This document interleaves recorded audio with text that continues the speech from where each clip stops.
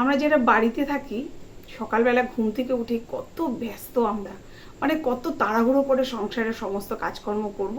এই গরমে আর পারা যায় না, কাজকর্ম করে তারপরে একটু রেস্ট নেব।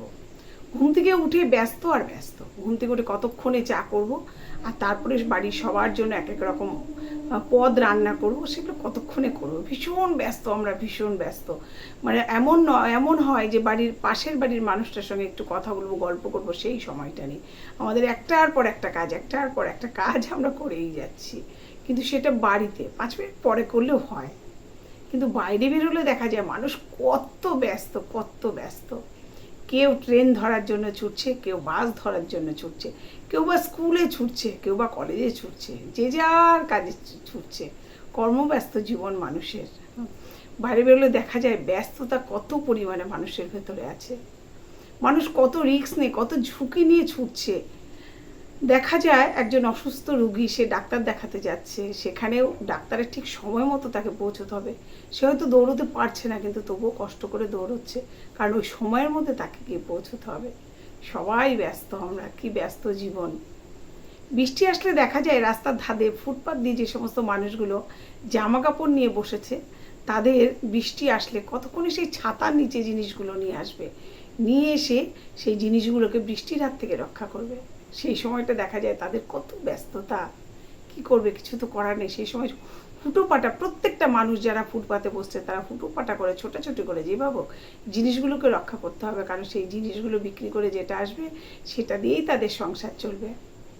এই বাইরে থাকা মানুষগুলো যখন দৌড়ায়, এই যে বৃষ্টির মধ্যে দৌড়চ্ছে সব দেখলাম, তারা যে কতটা ঝুঁকি নিয়ে দৌড়চ্ছে, যখন তখন পাটা পিছলে পড়তে পারে। বয়স্ক একজন মানুষ যে ট্রেন ঢুকে গেছে, দৌড়তে পারছে না, কিন্তু তাকে দৌড়তেই হচ্ছে, কারণ এরপরে অনেকক্ষণ বাদে ট্রেন।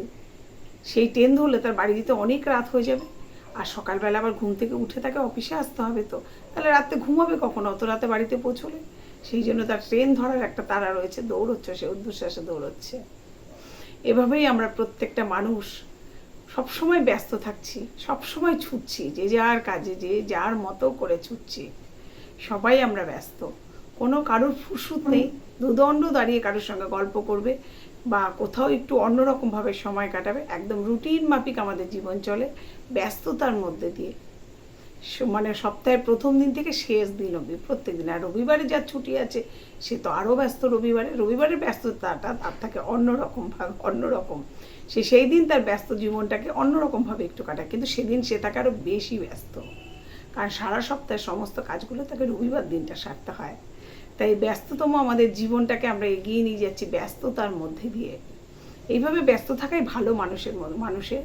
আর ব্যস্ত থাকলে মানুষের মধ্যে কোনো খারাপ চিন্তা ভাবনা, খারাপ কাজ করার মানসিকতাটা কিন্তু আসে না, যদি সৎ পথে থেকে আমরা ব্যস্ত থাকি। তাই ব্যস্ততা আমাদের মধ্যে থাক, আমরা ব্যস্ত হয়েই ছুটি, এটাই আমাদের জীবন। আর এইভাবেই ছুটতে ছুটতে আমরা একটা সময় অনেকটা পথ এগিয়ে যাব, এই আশা নিয়ে আমরা কিন্তু ব্যস্ত হয়ে ছুটে বেড়াবো।